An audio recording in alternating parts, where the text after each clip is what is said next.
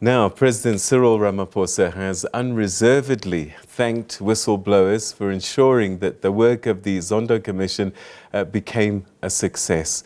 The President received the final installment of the state capture report a little earlier this evening in Pretoria, and he acknowledged the challenges that the whistleblowers had to go through, including threats to their lives and their families.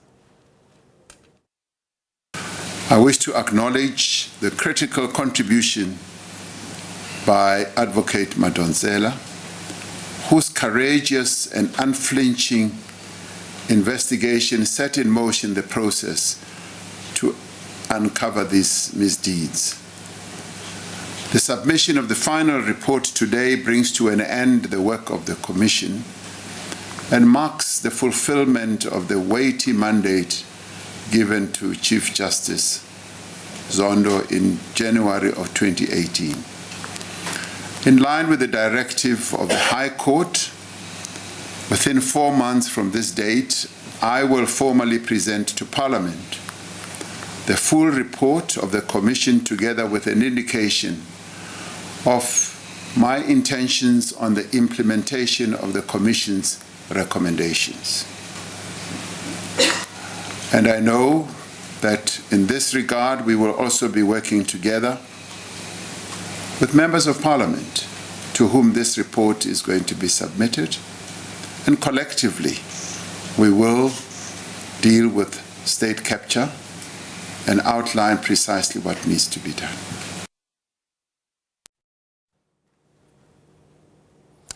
So the President there saying that whistleblowers really needed to be commended for the contributions that they made.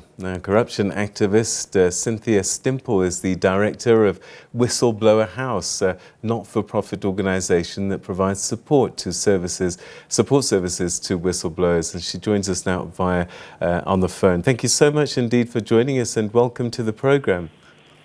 Thank you so much for the invitation. Sorry about our technical difficulties at present. I know, we're grateful that you've given us your time. I would imagine that it was important for the Chief Justice and the President to recognise the role of whistleblowers. Indeed.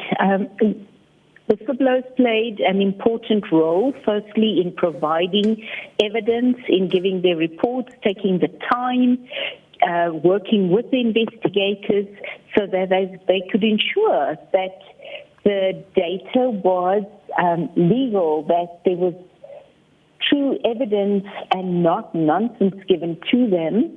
And for me, that was a huge contribution from whistleblowers. I recall from my own experience, I spent many days firstly giving verbal evidence, then having to provide supporting evidence, and then having to go through the actual report that was going to be the testimony at the Zondo Commission. So I can imagine every other witness that came to the Zondo Commission had to go through the same amount of work. So yes, they played a valuable role. If it wasn't for them, we would not have known the full depth and spread and width of the corruption that we faced in South Africa. From your own experience, what was the hardest part of coming forward? I mean, it must have been quite a scary thing, given that you were dealing with powerful people. Exactly. It's not an easy decision, and it's not a decision made overnight. When one realizes that there are areas that are going against the processes of your organization, that it's going against your governance and it's contravening any legislation, you obviously discuss first with your peers, which I did. You discuss with your family to say this is what's going down and I'm very concerned about it, and which is what I did. I first raised all those concerns internally. We actually did a full analysis, what would happen should I speak out, and we realized that yes, I would probably lose my job. And I was asked that question from my family, why don't you just resign and walk away? And my answer to them was, A, I'm not worth my salt if I call myself a group treasurer, and B, I shouldn't allow this to happen on my watch. And so, yes, so it's not an easy decision. It doesn't come up overnight. It takes months of debating, internal self-doubt, debating, questioning, and then when one makes that decision, then all the blocks fall like dominoes. Yeah. I mean, it was a brave thing to do. Are you a little bit disappointed that, people that were perhaps director generals, even ministers and deputy ministers who were right there on the coalface didn't come forward and were not brave like you and probably had more detail but just did not come to help tell the story? Exactly. It's what I've been feeling while giving evidence at the Zondo Commission in 2019 already. I even wrote to a few people to say, please, you've got further evidence, please supply it. And they didn't come forward. And then very senior people that were in, as you say, deputy directors and in very senior positions also had information, but didn't give it. I can understand both sides, that the one side is fear of losing their jobs, fear of rocking the boat, fear of losing their income. So it is surrounded by fear, but we've seen what state capture has done to our country. It's actually ripped the heart and soul out of our country that if you think of the earlier years after our new democracy, when this country was excited and willing to grow and develop, and now we're in a state where we all feeling stranded. And so, yes, I feel that I'm disappointed with those people, and if I have to ever meet them, I will tell them to their face.